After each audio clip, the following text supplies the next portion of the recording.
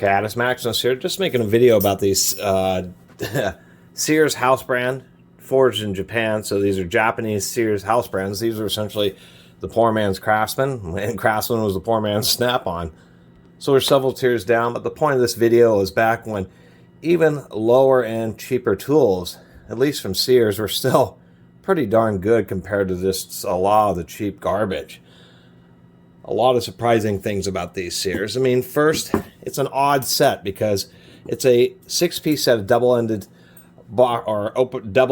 open-end wrenches, but you're not getting 12 sizes because they have 2 9/16, 2 5/8, and 2 3/4 inches, and I don't know why they did that. I actually got this in the original packaging, so indeed, 2 9/16, 2 5/8, and 2 3/4 inch, and I just... a little annoying, but it was probably how they got these to be so cheap, relatively speaking. But still, compared to really cheap wrenches today, these things would be considered nice wrenches, even though they were pretty cheap. I don't know if these are Fullers, but they kind of have a feeling that they're manufactured by the same company that makes Fuller.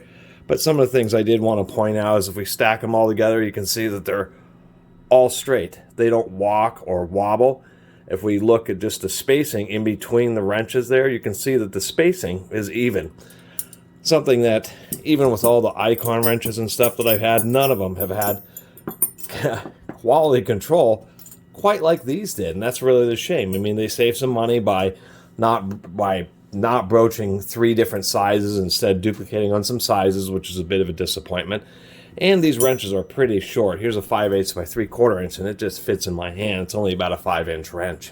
If we take a look at some of the other details, such as the lead ends, we can see that all these do have chamfers on them. A little bit of inconsistency on those chamfers, but they're all still pretty good, and was really surprised. So this was just back in an era where even Sears house brand, by today's standards, would be considered a pretty cool tool.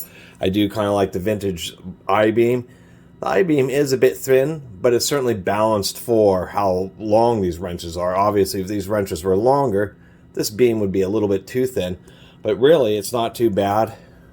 Stamp and the sizings on both sides.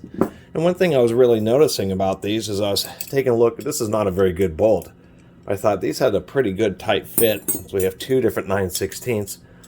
Both of those wrenches really fit pretty good. So when I was taking a look with these calipers at the sizing, say these 2 3/4 inch ones here, when I started getting to measuring them,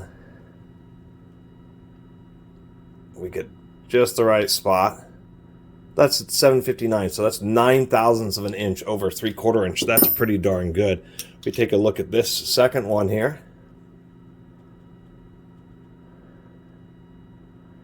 and it's actually even tighter. It's 758, so ooh, we can even get it down to 757. So this one's even tighter. That's 7 thousandths of an inch on 3/4 of an inch out of 750 thousandths. Only being 7 thousandths over is really a surprisingly tight fit.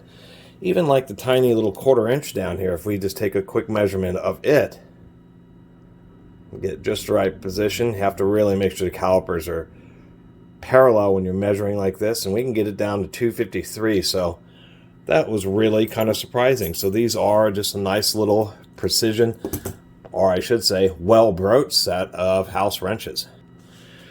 And these guys have like a pretty nice finish. They have a pretty nice deep chrome finish.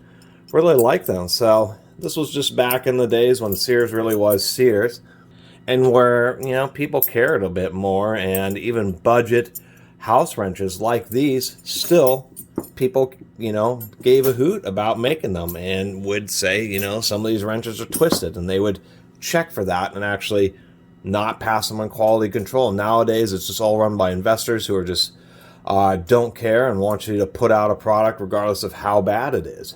Even if it's a nice product, that's why I harp on like the Icon and many other manufacturers' quality controls, because it's just baloney. It doesn't cost very much money to at least put out a tool that is consistent.